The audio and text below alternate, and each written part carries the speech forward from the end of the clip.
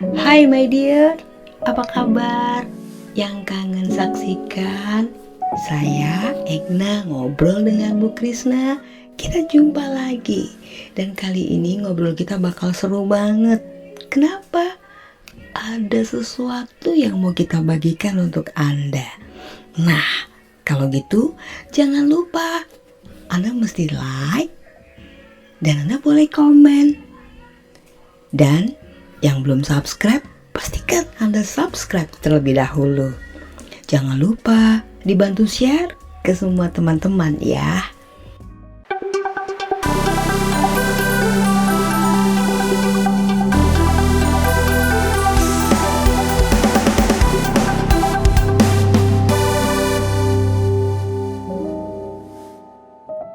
Saya mau sapa dulu. Kalau Anda lihat di belakang ada Kopi Mili, iya, itu adalah mainan barunya beliau di Kopi Mili karena pandemi. Iya, Dokter Krisna Wijaya. Saya sangat suka dengan beliau karena saya pernah diajar oleh beliau. Nah, seperti itu dengan ketegasannya, dengan kekhasan gaya beliau yang cukup luar biasa gitu. Saya sapa dulu Bu Krisna. Selamat siang, apa kabar? Selamat siang Mbak Egna, kabar sangat baik. Kemarin sudah di-upload sih soalnya ya.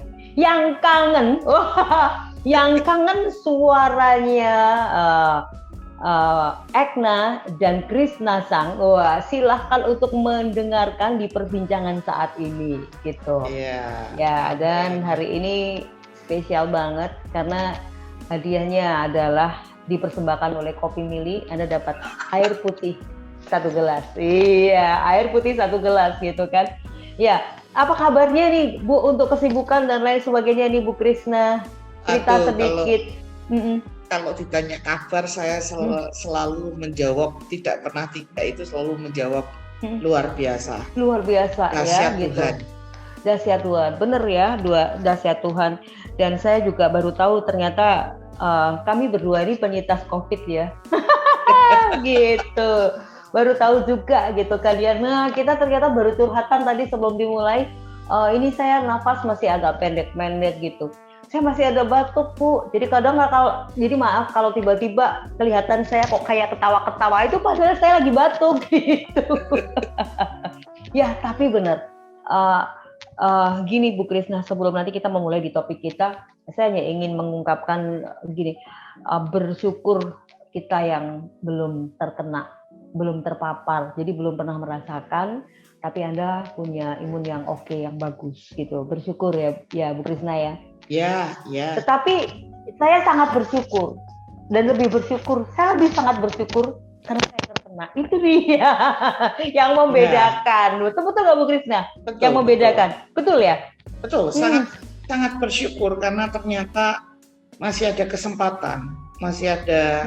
kesempatan yang Tuhan beri, masih ada Ya, bisa menikmati anugerah day by day. Iya betul. Ya, itu jadi seperti yang tadi Mbak Egna bilang bahwa kita ini alumni COVID ya Mbak Egna.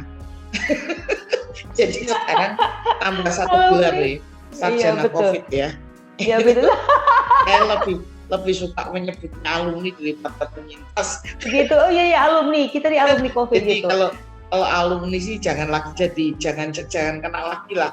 Tetap gak enak lah yang namanya dijauhi teman, yang namanya dijauhi. Bukan masalah nggak enak yang namanya sakit ya, segala sesuatu diizinkan ya. Iya betul. Tidak mencari-cari, tapi yang namanya dengan sangat terpaksa dijauhi oleh saudara, dijauhi oleh teman karena sebuah kondisi itu. Iya betul sekali. Yang paling iya, tapi betul, biasanya kalau ada orang jualan itu pasti dia manggil anak saya, nyebut gitu kan.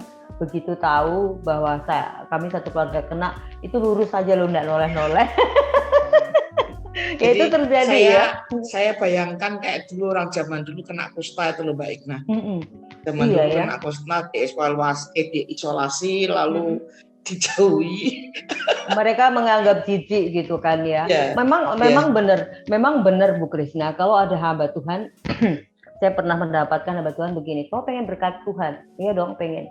Mau terima tantangan Tuhan? Nggak ada yang jawab. Mau terima, kamu mau hidup menderita, mau gini-gini, nggak mau jawab gitu kan ya, nggak mau jawab gitu. Makanya yang mau kena ya, yang kena Ya memang nggak enak banget, nggak enak deh, pokoknya sangat tidak enak. Tetapi begitu kita sudah bisa melewati dengan ini, ini anugerah loh. Karena kalau Tuhan berjanji, saat Tuhan izinkan, itu Iya, ternyata jadi penyertaannya ya Bu Krisna ya. ya, nah yang saya betul-betul menikmati kesempatan, betul-betul menikmati anugerah Tuhan itu karena berada pada situasi di mana tiap hari saya mendengar, saya membaca dari WA Group, banyak yang jadi bukan hanya korban COVID, tetapi sampai dengan merenggut nyawa gitu loh. Baik, nah jadi kan ya ngeri-ngeri sedep gitu loh, ngeri-ngeri sedep akhirnya waktu dan kalau dulu yang menjadi korban sampai meninggal itu orang-orang yang kita nggak kenal. Sekarang pada waktu bulan-bulan awal Juni itu orang-orang yang kita kenal dekat, ya bahkan orang-orang yang sangat dekat dengan kita. Nah, jadi bayangkan rasanya hati itu rasanya nelongso, merana, dan tidak bisa dipungkiri pasti mencekam. Apalagi hampir tiap hari berita itu terdengar. Iya betul sekali, dan saat saya sedang tergeletak juga berbarengan dengan banyak teman sahabat Tuhan yang saya kenal secara luar biasa, hanya hitungan berapa hari aja di rumah sakit, bahkan sahabat saya yang kenanya bareng-bareng, kenanya sama bukan bareng-bareng kan, aku juga, ini kayaknya aku harus masuk ke rumah sakit, sampai akhirnya ke ICU juga tidak tertolong dan lain sebagainya. Bahkan ada yang saat mau melahirkan ternyata waktu masuk di rumah sakit dites dulu dia positif, berarti dia memang begitu diproses persalinan dulu dengan sesar, lalu anaknya dites selamat, anaknya diambil, pokoknya anaknya aman, langsung anaknya boleh bawa masuk ke rumah sakit dulu, terus bawa pulang, ibunya dirawat. Tapi ibunya dirawat begitu 14 hari juga ibunya nggak bisa kembali lagi. Iya, dan saya secara pribadi Mbak Ina menikmati kesempatan dan anugerah dari Tuhan itu karena sebenarnya saya komorbid. Artinya saya punya penyakit bawaan. Jadi bisa dibayangkan kan ketika saya mendengar teman saya atau teman gereja atau teman dekat yang non komorbid tahu-tahu meninggal ya, yang saya ini bagaimana? Iya, apalagi itu sesuai dengan tema kita ya, kuatkan iman, menaikkan imun. Iya, betul sekali. Nah itu dia. Memang kita nggak boleh stres, nggak boleh depresi. Kami satu keluarga, saya yang mengkhawatirkan adalah anak saya dan suami, karena suami ada komorbid, ada gula. Anak saya juga ada komorbid. Itu yang selalu saya khawatirkan. Jadi saya menjaga dengan hati-hati sekali. Bahkan saya bilang sama Tuhan, saya tidak ingin, bukan tidak ingin, saya nggak bilang tidak ingin. Tuhan, jika diizinkan Tuhan, lindungi kami dan kami tidak ingin bisa kena. Pokoknya Tuhan proteksi kami, jauhkan kami. Itu doa kami sambil kami mendoakan orang lain gitu. Ternyata Tuhan berkata lain loh. Tuhan mengizinkan, oh enggak, kamu harus merasakan. Soalnya kan kamu penyiar, mungkin gitu ya. Iya. Dan anak saya dan suami itu bagus kondisinya begitu oke, justru saya yang parah. Justru yang apa selama ini saya khawatirkan itu Tuhan bukakan mata saya, kenapa kamu khawatir gitu kan? Kenapa kamu khawatirkan? Ini loh perlindungan Tuhan itu nyata gitu kan ya, seperti Bu Krisna yang ada komorbid gitu. Memang tenang, iya, iman yang melekat dengan Tuhan yang kita berserah, tetapi bukan berarti kita diem. Itu ternyata itulah yang memberikan sebuah kekuatan. Saya sempat stres loh Mbak Ina. Oh iya? Ya? Seperti Bu Krisna sempat stres. Jadi gini, ini justru saya mau terbuka dan saya mau bagikan satu pengalaman indah saya. Jangan dipikir yang namanya hamba Tuhan sudah berbicara, sudah berkhotbah itu tidak bisa yang namanya ngalami breakdown secara mentalnya itu ya. Saya ngalami, soalnya kenapa? Saya ini home alone, saya ini di rumah sendiri. Nah, jadi sempat itu yang namanya terpikir lah, ini aku kena begini, satu sudah tidak ada orang yang berani mendekat, yang kedua di rumah tidak ada siapa-siapa. The only one teman saya di rumah secara physically itu Rocky, anjing saya. Dia bisa bantu, gitu doang ya. Jadi tidak ada yang lain ya. Jadi jujur yang namanya hati sedih itu ada. Artinya, loh, ini kalau ternyata ada apa dan katakanlah kita bicara soal yang terburuk dalam hidup saya, Tuhan panggil saya, nah ini nanti siapa yang tahu ini? Ya kan? Siapa yang tahu? Ya, karena tidak ada satupun yang apa, dan saya juga cenderung menutup WA saya karena kalau enggak nanti tidak bisa beristirahat karena terlalu banyak orang yang bertanya. Nah di situ jujur saya menangis, saya ngalami satu mental yang breakdown hampir mungkin hampir sehari, tapi ya itulah bersyukur bahwa kita tuh punya Roh Kudus. Saya ada Roh Kudus dalam hati yang menjadi booster terkuat dalam diri saya yang mengingatkan bahwa ini tidak boleh begini, karena ketika saya mengalami breakdown secara mentalitas, saya jadi drop. Kondisi saya drop, makanya tadi betul seperti Mbak Eka bilang, firman Tuhan juga sangat betul. Hati yang gembira itu obat yang mandul. Karena ketika mengalami satu mentalitas yang jatuh, pikiran jadi buruk, itu langsung apa?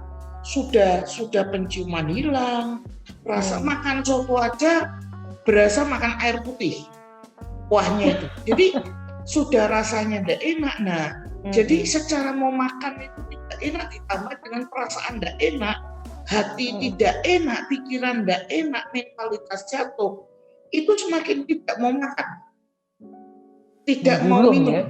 Nah, ketika itu saya juga akhirnya satu teguran yang saya ini maksud sih tidak melihat kebaikan Tuhan. Nah, masuk mau seperti mungkin kondisi Ayub ya, masuk maunya mau terima yang enak-enak aja, yang baik-baik saja, yang indah-indah saja. Nah, saya bersyukur dalam kondisi yang sendiri, tidak ada siapapun yang saya lihat, tidak hanya saya hanya pandang kebaikan Tuhan, hanya anugerah Tuhan, saya bangkit lagi dan kemudian ya bersyukur saya walaupun tidak bisa merasakan apa-apa dengan pikiran yang sudah betul-betul didobrak oleh Roh Kudus, ya. Saya makan sebagaimana orang normal, minum banyak dan sebagainya, sehingga saya tidak pernah mengalami yang namanya saturasi oksigen itu turun, tidak pernah. Jadi saya mengalami yang namanya napas pendek, batuk, pilek, badan hangat ketika malam hari, batuk yang cukup ya saya sih gejala ringan karena saya sudah vaksin 2 kali, makanya saya menghimbau adalah lu jangan perhatikan berita di luar, jangan percaya dengan hoax, Anda harus segera divaksin. Nah, kenapa saya bahwa walaupun vaksin bukan obat, karena pada kenyataannya saya sudah vaksin angkatan pertama pada bulan Maret setelah para lansia, ya, karena saya seorang dosen, seorang hamba Tuhan, makanya saya dapat kesempatan yang pertama. Nah, di situ setidaknya orang yang sudah mengalami vaksin atau sudah melaksanakan vaksin itu gejalanya akan jauh lebih ringan, walaupun karena sudah terbentuk kekebalan. Janganlah berpikiran maaf ya, banyak hamba Tuhan, banyak jemaat Tuhan yang berpengaruh tentang chip, tentang nanti antibodimu dan sebagainya. Enggak ada lah ya. Itu kalau saya boleh berkata minta maaf, itu sebuah pembodohan publik. Dan kalau saudara mau tahu, saya bukakan faktanya, ada orang-orang yang melarang orang lain vaksin, tapi pada kenyataannya divaksin. Pada kenyataannya dia vaksin. Nah, saya katakan itu jahat sekali. Melarang orang vaksin tapi dia vaksin. Berarti kan kepengen orang terpuruk dong. Dia sendiri. Saya tidak tahu apa motifnya, Mbak Ikna. Saya tidak berani berbicara sesuatu yang saya tidak tahu pasti. Belum jelas ya. Karena publik seperti ini. Tapi benar sekali yang disampaikan oleh Bu Krisna. Kemarin saya sempat wawancara dengan pakarnya. Ya, karena akibat saya sebagai alumni, saya juga jadi kepo, saya kepengen tahu sendiri. Padahal sebelumnya saya juga belajar banyak tentang virus itu. dan kemarin dengan pakarnya ngobrol dan lain sebagainya. Jadi memang kalau sudah divaksin itu ada GERD-nya. Jadi itu mau tidak mau itu orang yang ada komorbid lebih aman kan, lebih oke. Sakit ngerasa sakit gitu. Beda dengan saya. Saya mungkin vaksin baru 3 hari. Baru 3 hari, anak saya baru sehari kena. Jadi belum bekerja apa-apa vaksinnya. Justru waktu kena itu vaksinnya bekerja sama dengan bakteri yang baru masuk. Justru saya benar-benar merasakan. Saya merasakan, makanya nggak enak banget. Nah itu, tapi bener. Tapi dokter yang saya tangkap berbicara itu positif banget karena depresi atau saat kita stres itu justru cepet banget imun kita turun. Begitu imun turun, virus itu pinter, dia cari yang lemah. Kalau diarenya nggak diatasi, dia akan ada di tempat diare terus. Nah itu seperti itulah kayak gitu. Nah saya merasa tapi berarti Mbak Ekna, Tuhan izinkan, Tuhan sendiri yang nambahin vaksinnya. Gitu loh positifnya. Oh iya dok, iya sudah nggak apa-apa. Itu Tuhan yang vaksin. Sebenarnya kalau Tuhan yang izinkan vaksin, kalau kita menikmati, mengikuti, nggak ngomel-ngomel, ya beres. Itu seorang dokter mengatakan seperti itu. Ya itu beres. Tapi kalau kita baru kita udah ngomel, meronta-meronta, tambah depresi, ya sudah. Tugas Anda belum akhir, tapi Anda sudah ngomel-ngomel.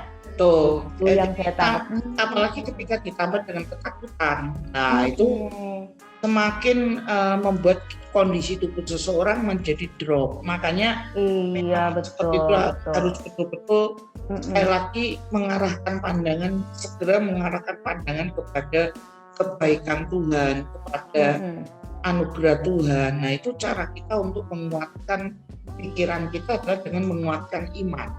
Iya betul sekali, dan saya sangat percaya ya Bu Krisna ya, kalau Tuhan izinkan pasti di situ ada penyertaan dan perlindungan. Betul. Kadang-kadang mata kita tertutup, mata kita banyak yang tertutup, nggak melihat bahwa di depan ada perlindungan, ada pertolongan, Tuhan udah sediakan. Tapi kita nggak ngelihat, yang kita pikirkan adalah ini loh sakitku, ini loh ini. Nah kadang seperti itu ya Bu Krisna ya. Betul.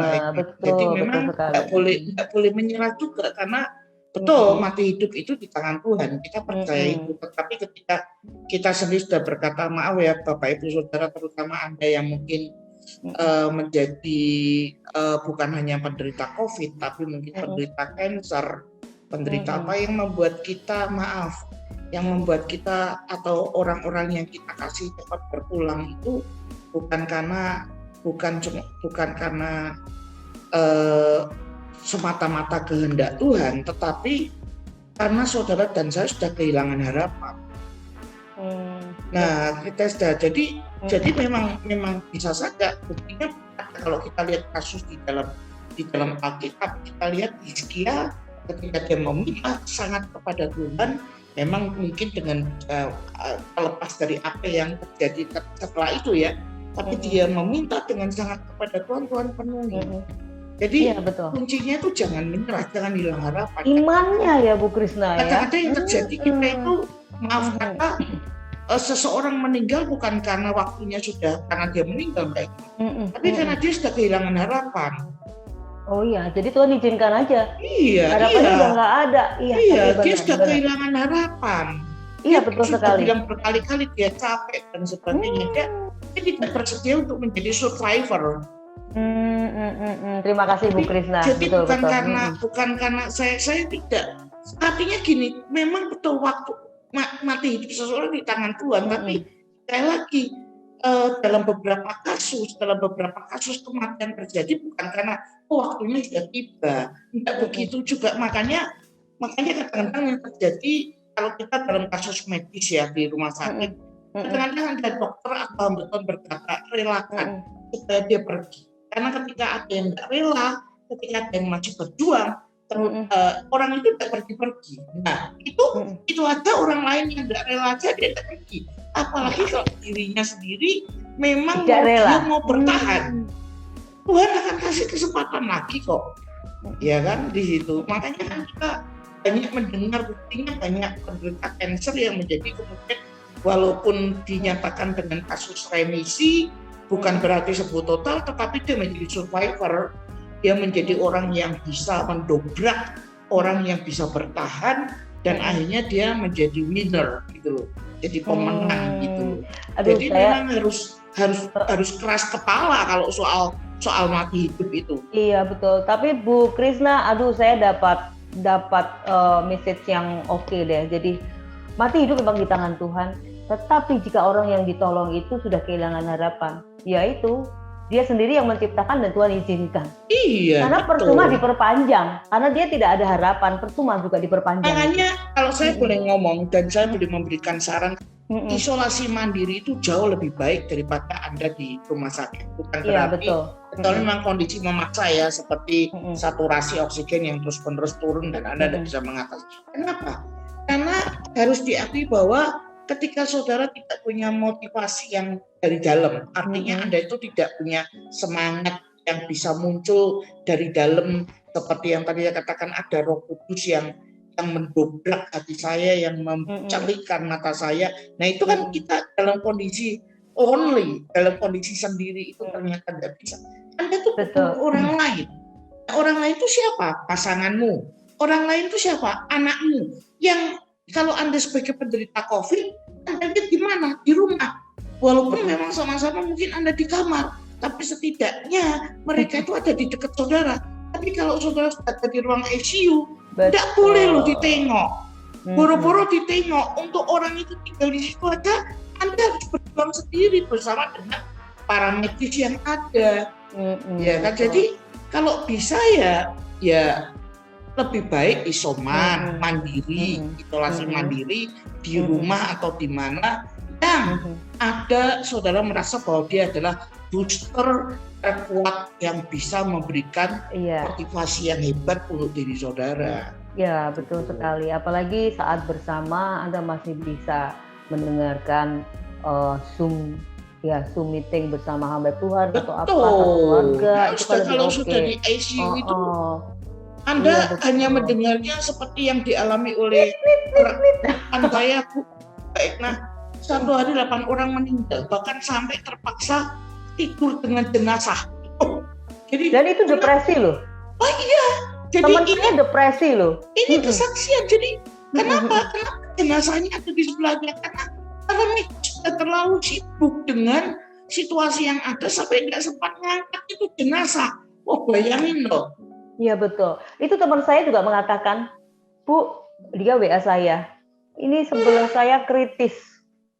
Serasa gilirannya saya akan tiba. Dia bilang begitu. Kamu nggak boleh begitu. Tuhan masih suruh kamu nyanyi di depan gereja. Saya bilang begitu. Itu saya sama-sama sakit. Jadi saya sama-sama menguatkan.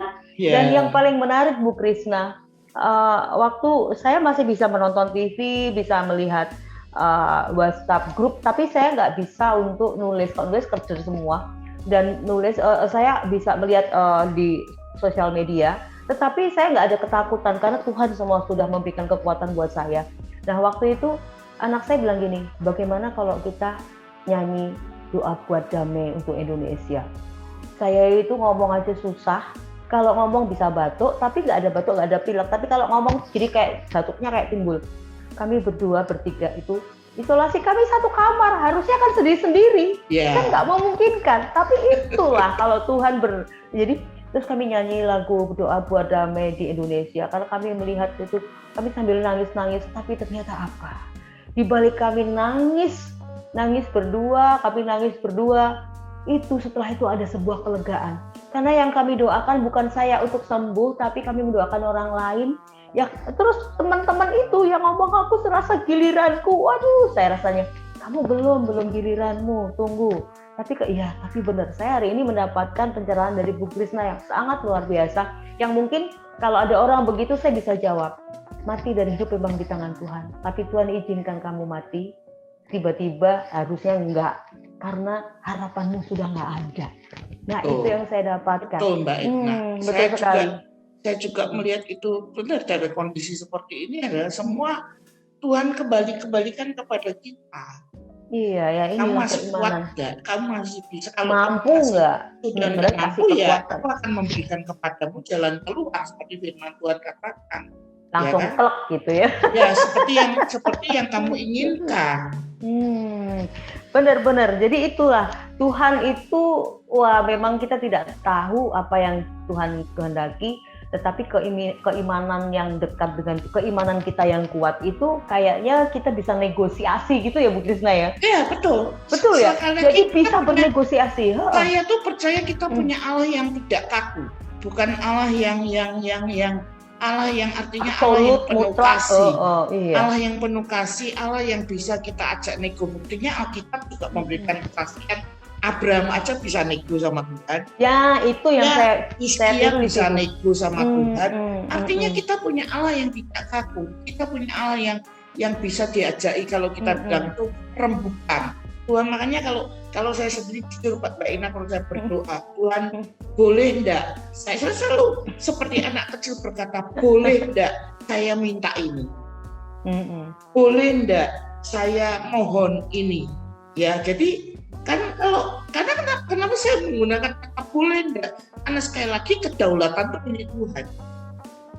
Ya kan? Kedaulatan milik Tuhan. Tuhan yang berdaulat. Betul. Tapi kan sebagai seorang anak kepada Bapak, saya berkata boleh enggak Tuhan, saya minta ini.